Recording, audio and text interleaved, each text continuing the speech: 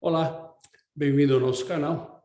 Nós estamos trazendo hoje mais um estudo, né? Estudo que nós fazemos gerado por perguntas, por dúvidas que chegam até nós, né? Então você está no nosso canal e o nosso canal é Conhecendo e Vivendo a Palavra de Deus, né? Não basta só a gente conhecer, a gente tem que viver. Nós temos aqui os nossos canais de comunicação. Você pode falar com a gente através de e-mail, através de WhatsApp, Telegram. Ou seja, você tem alguma dúvida, você gostaria que fosse esclarecida. Nós vamos buscar dentro da palavra e te esclarecer com a palavra, ok? Só te lembrando que nós temos serviços que nós fazemos por Zoom. O nosso Zoom geral, a reunião geral, né, que acontece de quinta-feira, sexta-feira e domingo, é sempre o mesmo ID e sempre a mesma senha. Nós temos quinta-feira, Conhecendo e Vivendo a Palavra de Deus, às 20 horas, horário de Brasília, em português, né? E também em português, domingo, culto da família, às 20 horas, horário de Brasília. Temos também em espanhol, sexta-feira, Conhecendo e Vivendo a Palavra de Deus, às 8 da noite, horário de Nova York, nos Estados Unidos. E nos domingos, o culto da família também às 3 da tarde, horário de Nova York, nos Estados Unidos.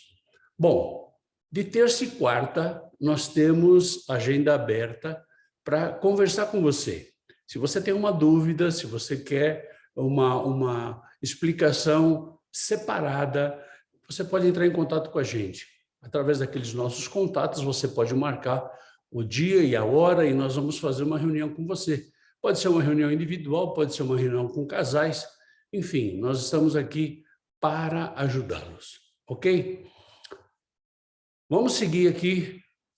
Hoje nós vamos falar de um assunto assim bastante polêmico, né? O que é ser pastor? O que é preciso para ser pastor? Pastor é uma profissão ou é um chamado? Essas são perguntas que você vai responder, né, durante o estudo. Na verdade, nós não queremos conduzir você a nada, nós queremos te dar as informações e você concluir. Ok? Então, nós vamos começar lendo Efésios capítulo 4, versículo 11 e 12, da Almeida Revista e Atualizada.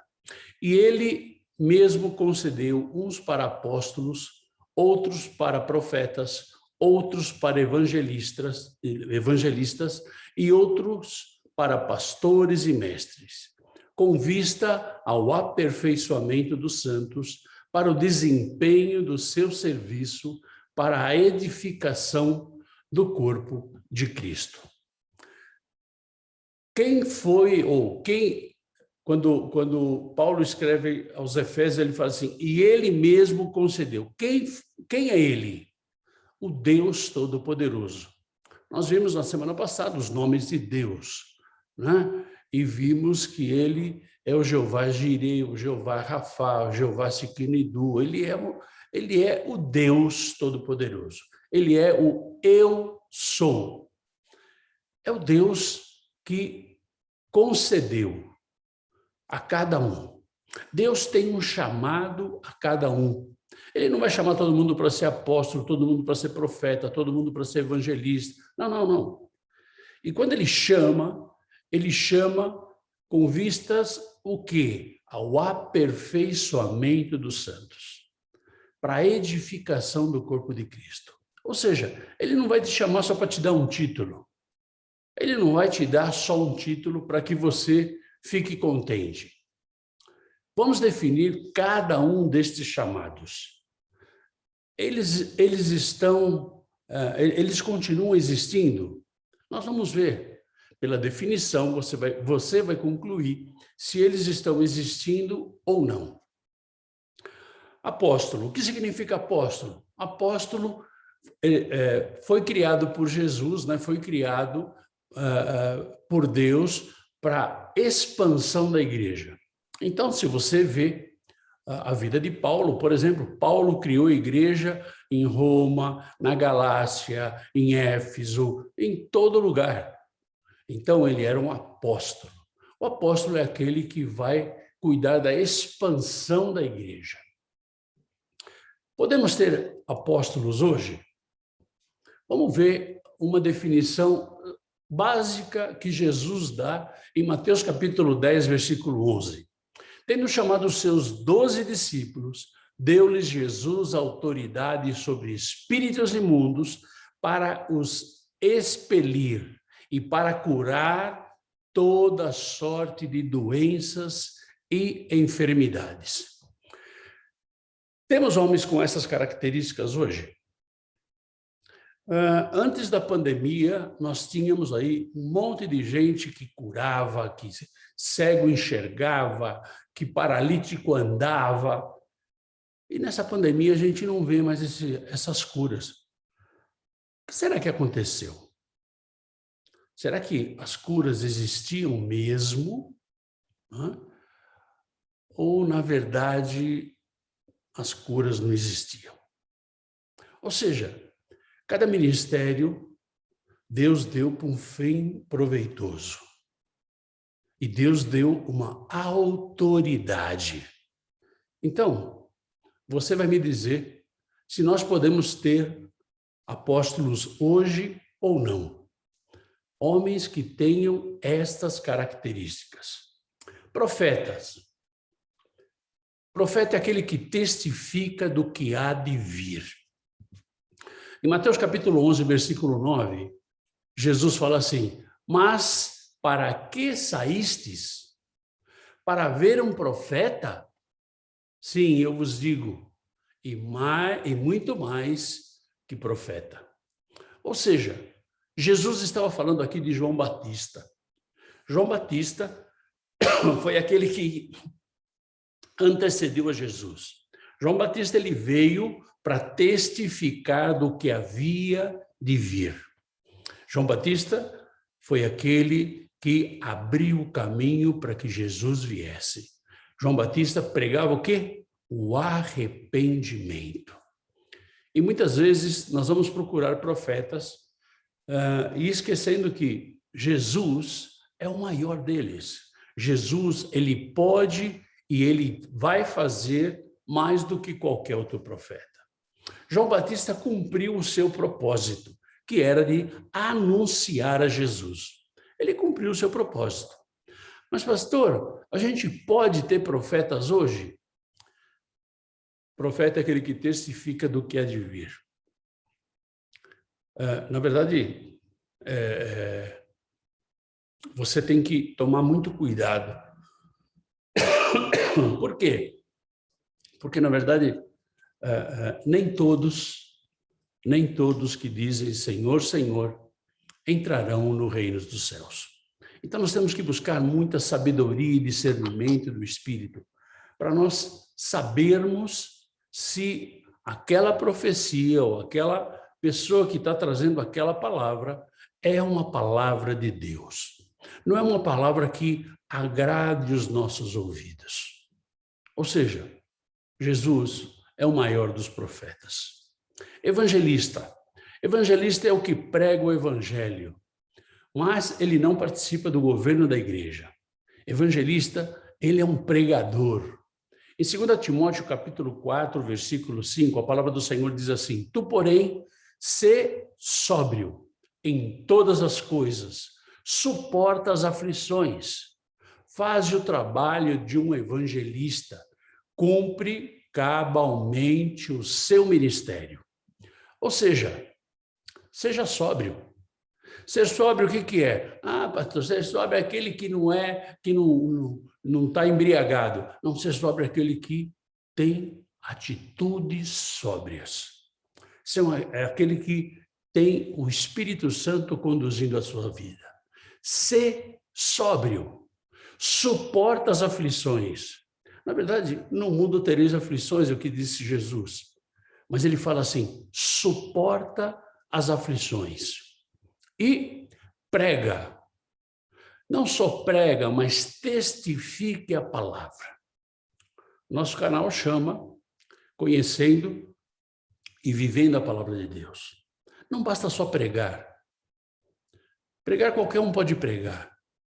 Viver a palavra de Deus, isso é diferente. E o que Paulo fala aqui a Timóteo, fala assim, olha, testifica. Ou seja, você seja prova daquilo que você prega.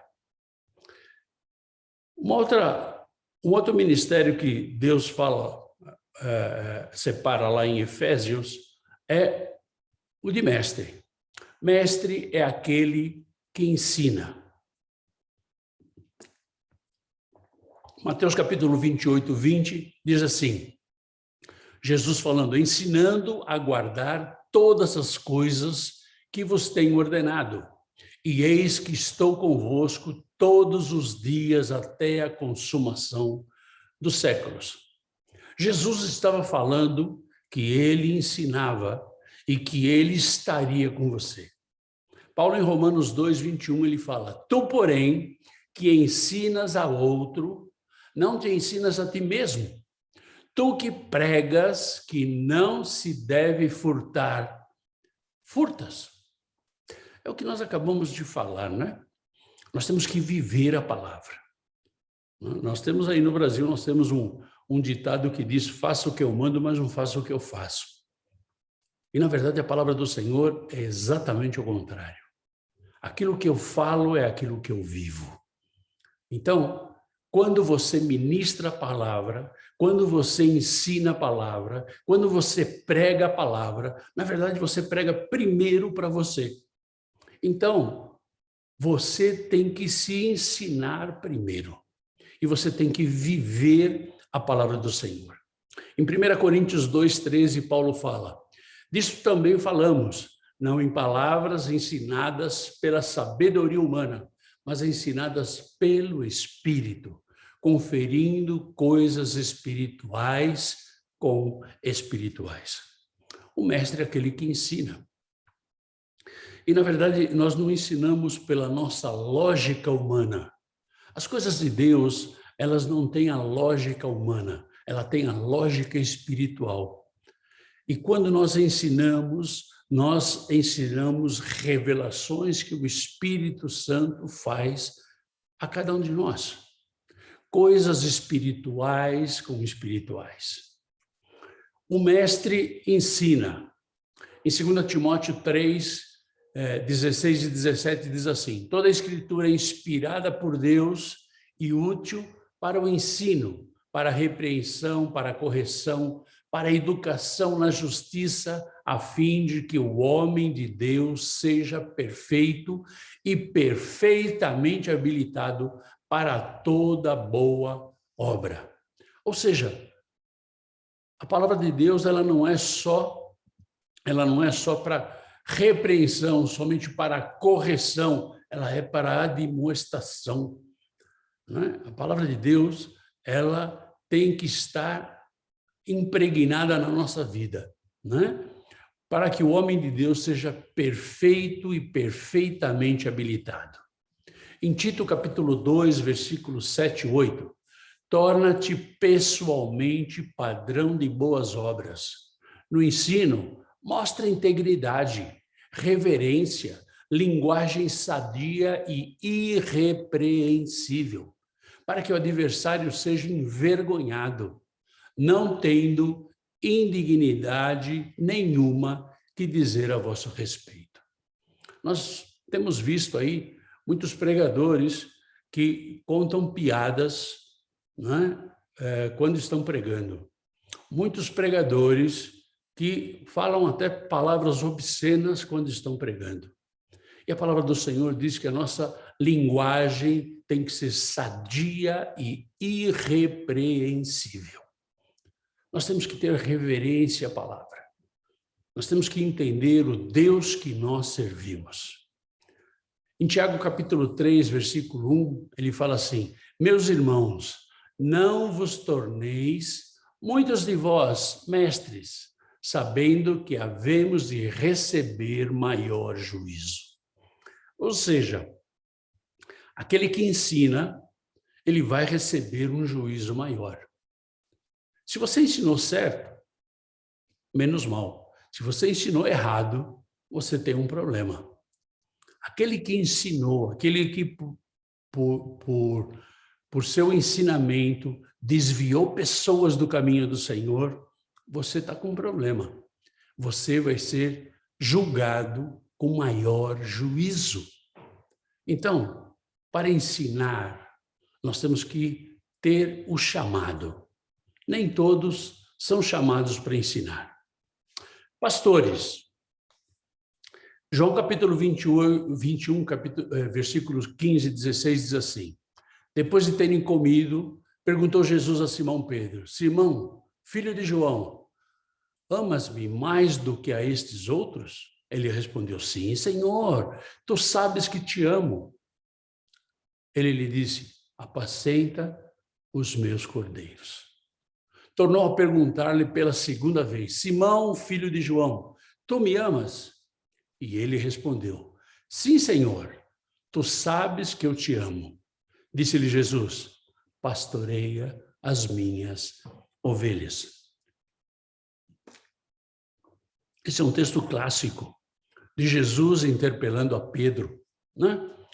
E ele falava assim: cuida das minhas ovelhas. O pastor é o que cuida. O pastor é aquele que está junto. O pastor, ele tem o envio de Deus para cuidar das ovelhas que não são suas, das ovelhas que são do Senhor. O pastor é um guia espiritual. Como ele pode ser um guia espiritual se ele não conhece a palavra? Ele tem que conhecer a palavra. E em João 10:11, o Senhor Jesus fala assim: eu sou o bom pastor. O bom pastor dá vida pelas ovelhas. Jesus é o nosso exemplo de bom pastor. Muitas vezes você ouve pessoas falando assim: ah, pastor, eu gostaria de parecer com aquela pessoa, com aquele pregador, com aquele evangelista. Querido, o nosso referencial é Jesus. Então eu tenho que buscar parecer mais com Jesus.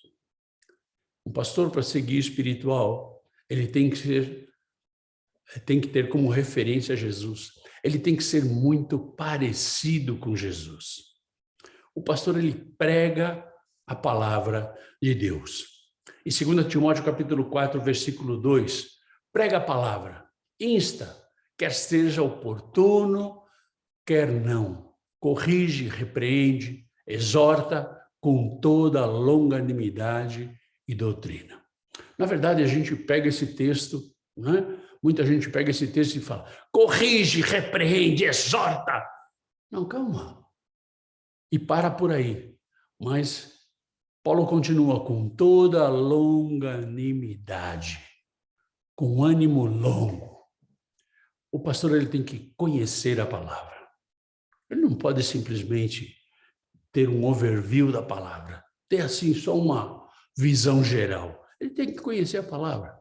Como ele vai pregar alguma coisa que ele não conhece? O pastor, ele deve corrigir, repreender, exortar e também viver a palavra. Você vai ouvir, muitas vezes eu estou falando isso, de viver a palavra. Por quê? Porque hoje nós temos muitos cristãos que conhecem versículos da Bíblia mais do que eu. Conhecem versículos de cor e salteado, da frente para trás, de trás para frente. Pessoas que conhecem muito da palavra de Deus, mas não vivem. Têm as suas vidas totalmente amarradas pelo inferno. E não é isso que o Senhor deseja de nós. Ele deseja que nós tenhamos a liberdade. O pastor, ele não manipula a palavra. Ele não traz palavras direcionadas. Ah, sabe o que é? Eu vou pegar aquele irmãozinho agora e ripa. ele não distorce a palavra para trazer mensagens direcionadas. O pastor, ele prega a palavra. O pastor, ele cuida, ele guarda. O pastor aconselha. Em Provérbios 27 e 23, a gente vê Salomão dando um conselho. Procura conhecer o estado das tuas ovelhas e cuida dos teus rebanhos. Ou seja, se envolva. Se envolva. A gente vê hoje muitos líderes religiosos, muitos pastores, que ele não se envolve com a comunidade, ele não se envolve com a ovelha. A ovelha lá e ele aqui. Nós temos que nos envolver. Como é que eu vou cuidar? Como é que eu vou aconselhar se eu não me envolvo? Eu tenho que andar junto. Para eu conhecer, eu tenho que andar junto. Para eu cuidar, eu tenho que andar junto. Para eu aconselhar, eu tenho que conhecer. Como que eu vou aconselhar alguém que eu não conheço? Pastor, ele tem que ter cheiro de ovelha. Se você é pastor e não cheira ovelha, sinto muito. Eu não sei que classe de pastor é você. O pastor conhece as qualidades, as dificuldades e as fraquezas da ovelha. Todos têm qualidade, todos têm fraqueza. Todos têm pontos altos e pontos baixos. Então, o pastor é aquele que cuida, é aquele que conhece, é aquele que caminha, é aquele que se envolve. O pastor, ele tem que ter um chamado pastoral. Em 1 João, capítulo 2, versículo 27, a palavra do Senhor diz assim: quanto a vós outros, a unção que dele recebeste permanece em vós, e não tendes necessidade de que alguém vos ensine. Mas, como a sua unção vos ensina a respeito de todas as coisas, e é verdadeira e não falsa, permanecei nele, pois também ele vos ensinou. João fala aqui do teu chamado pastoral. Muitos não creem no chamado pastoral. Muitos creem que o pastor é aquele que faz teologia, né? E ele é pastor. Ele é formado pastor. Eu creio no chamado pastoral, né? Eu creio que a unção que João fala aqui, o único que coloca esta unção sobre a tua cabeça é ele. Quando João fala aqui, a unção que dele recebestes. Esse dele é o Deus Todo-Poderoso. A unção, o chamado, foi dado por Deus. Na verdade, não é um sentimento assim, eu sinto que eu quero ser pastor. Desculpa, você não pode sentir nada. Por quê? Porque o teu chamado, o chamado que Deus faz para aqueles que devem ser pastor, é um chamado individual. Ele não tem uma regra. Olha, Deus sempre vai chamar assim. Não é linha de produção. Deus conhece o teu coração. E desde a fundação do mundo, desde que mundo é mundo, ele já sabia a unção que ele ia colocar sobre a tua vida. Pastor tem que ter chamado. Não existe, ao meu ver, não existe uma profissão de pastor. Eu posso ser médico, eu posso ser engenheiro, ou eu posso ser pastor. Desculpa. Com $1 milhão você pode formar um pastor. Mas com 100 milhões de dólares ou qualquer valor que você imagine, você não coloca a unção de pastor sobre uma pessoa. Porque essa unção não vem de homens. Essa unção vem de Deus. E quando você tem um chamado pastoral, é algo sobrenatural que acontece na tua vida. O chamado pastoral é algo que marca a sua vida. Não é algo que, Eu acordei hoje com vontade de ser pastor. Não, não é assim que funciona. Você pode até ser pastor. Hoje nós temos aí dezenas e centenas, até milhares de pastores que são formados pastores por institutos, por universidades, mas, na verdade, eles não têm a unção. Eles não têm a unção pastoral.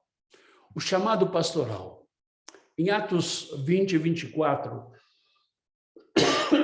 Paulo escreve: porém, em nada considero a vida preciosa para mim mesmo, contanto que complete a minha carreira e o ministério que recebi do Senhor Jesus, para testemunhar o evangelho da graça de Deus. Desculpa. Esse é o chamado de Paulo.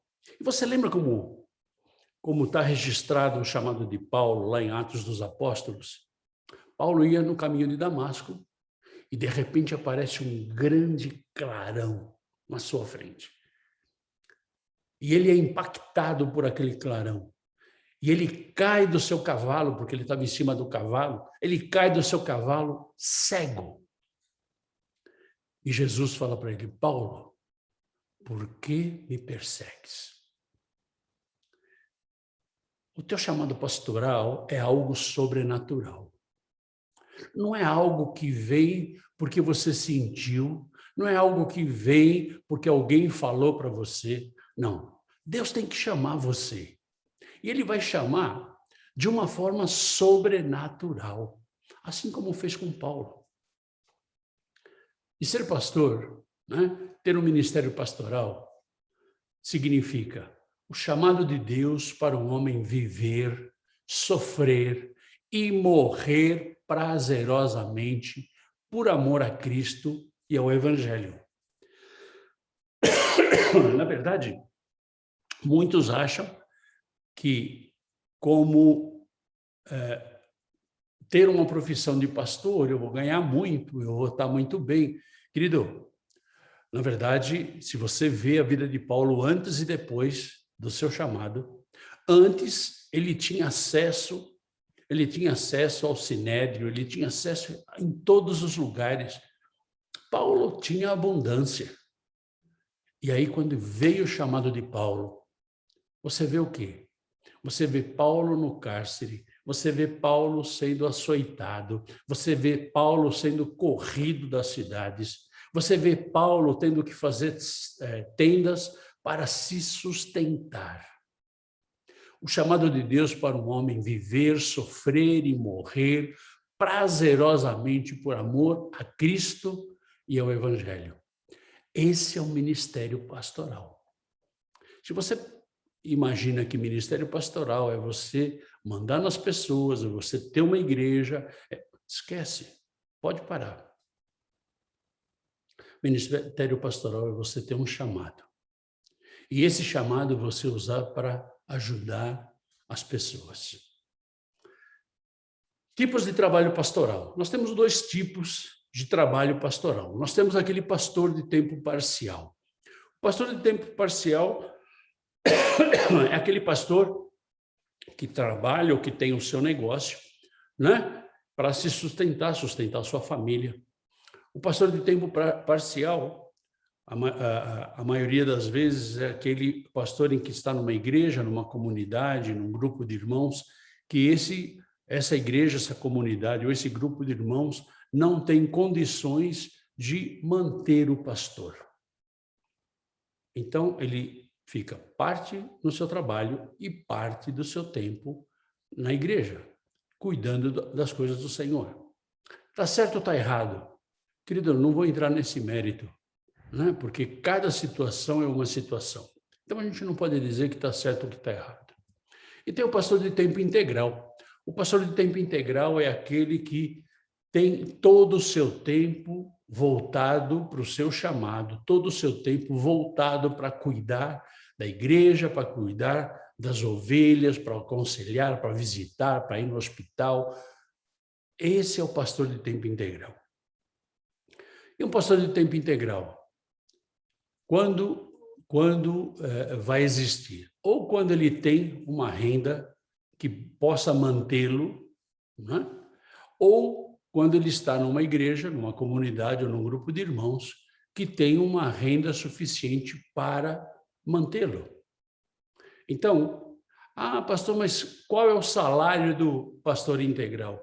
Querido, o pastor de tempo integral, ele não pode ter um nível diferente do nível da sua igreja ou da sua comunidade. Ou seja, se a sua comunidade é uma comunidade em que a renda per capita deles é uma renda muito baixa, então o pastor ele não pode ter uma renda acima da sua comunidade.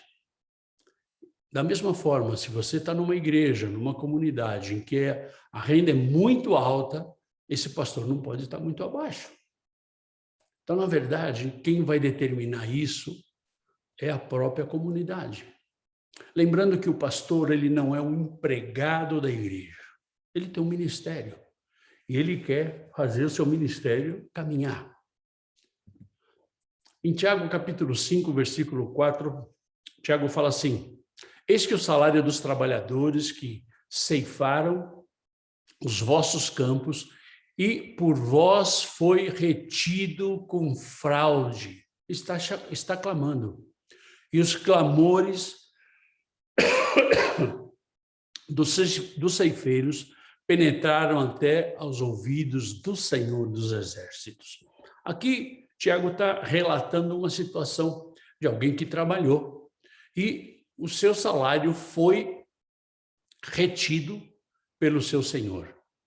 E aí ele diz, olha, os clamores dos ceifeiros penetraram até aos ouvidos do Senhor dos Exércitos. Então, na verdade, o Senhor é que vai fazer justiça. Se você está retendo o salário do teu pastor, se você está retendo ofertas aí que você deveria ter dado ao seu pastor e você não faz, o Senhor é que vai fazer justiça. Em Romanos, Paulo fala, ora, ao que trabalha, o salário não é considerado como favor, e sim como dívida.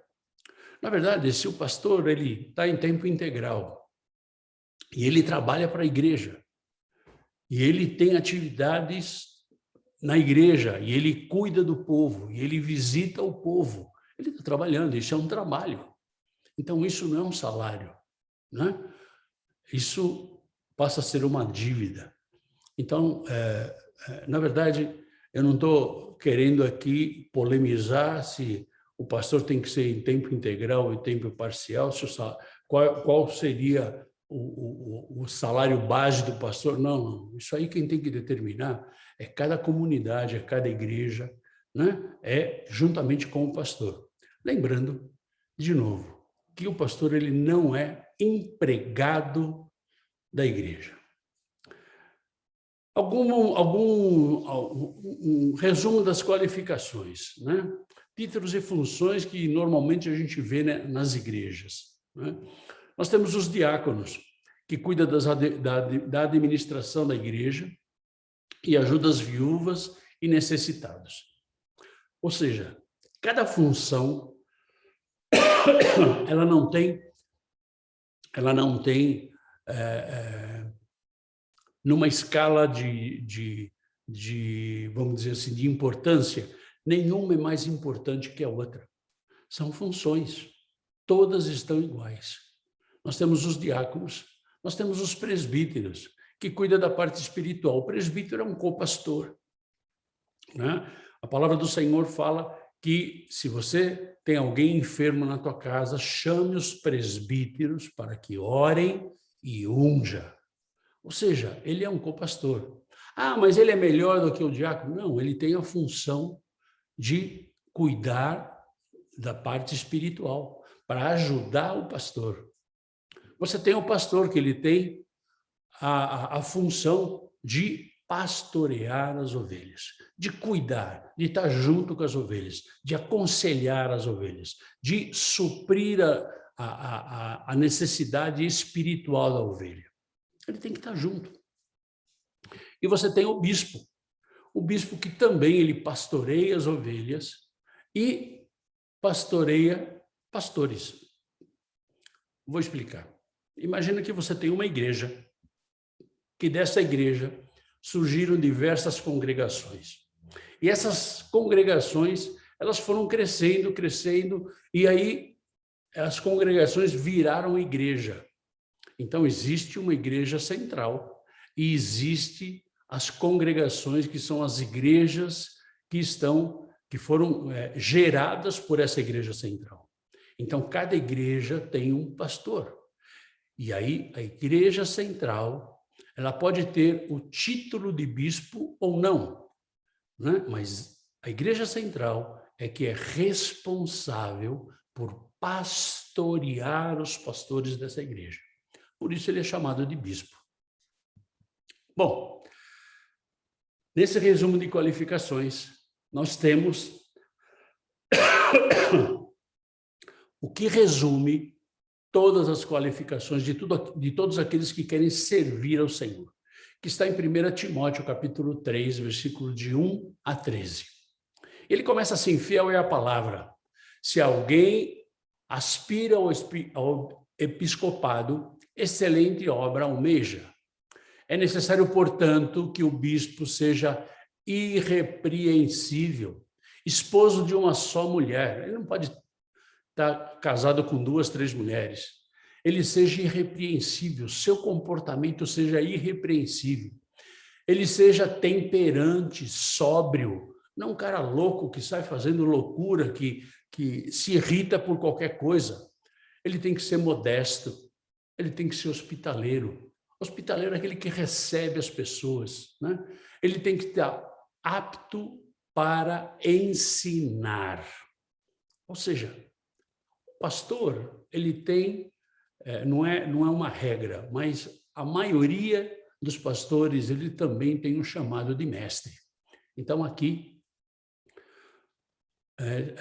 Timóteo, ele descreve, né? Tem que ser apto para ensinar. Não dado ao vinho, não violento, porém cordato. Não é aquele que é pavio curto. Ah, não, mas eu sou assim. Desculpa, querido, se você é assim e você não foi transformado pelo poder do Espírito Santo, desculpa, você não pode ser. Né? Inimigo de contendas, não avarento, e que governa bem a própria casa, criando os filhos sob disciplina, com todo respeito, pois se alguém não sabe governar a própria casa, como cuidará da igreja de Deus? Nós vemos muitos dirigentes de igreja que têm a sua casa destruída, e aí ele chega na igreja e quer governar a igreja, quer dirigir a igreja, sendo que ele não consegue dirigir a sua própria casa. Não seja neófito, não seja uma pessoa inexperiente, não seja um garoto que não conhece a vida, que não conhece uma relação com Deus, que não teve experiência com Deus, para não suceder que se ensoberbeça e incorra na condenação do diabo. Pelo contrário, é necessário que ele tenha bom testemunho dos de fora, a fim de não cair no opróbrio e no laço do diabo. Veja que ele fala aqui muito sobre coisas que o diabo pode fazer. Ai, pastor, mas sabe, o cristão, ele pode, querido. Mas se ele é cristão, pois é, querido. Jesus fala que os anjos do Senhor estão acampados ao nosso redor. Mas o diabo, que é o nosso adversário, está ao nosso derredor, esperando que você dê uma gafe, esperando que você fale para que ele entre na tua vida e destrua.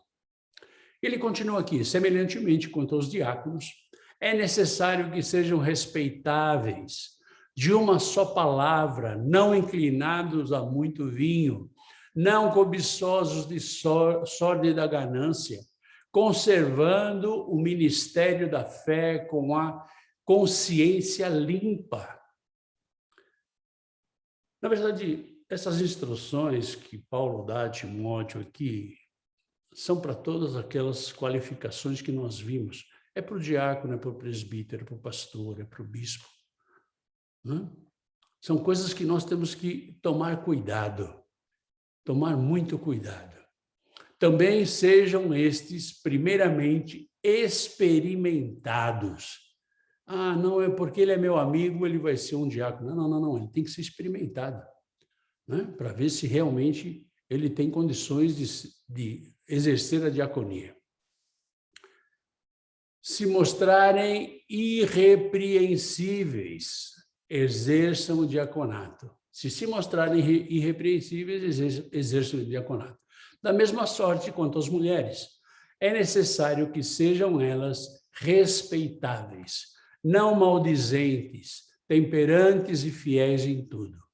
O diácono seja marido de uma só mulher e governe bem seus filhos e a própria casa, pois os que desempenharem bem o diaconato alcançam para si mesmos justa preeminência e muita intrepidez na fé em Jesus Cristo.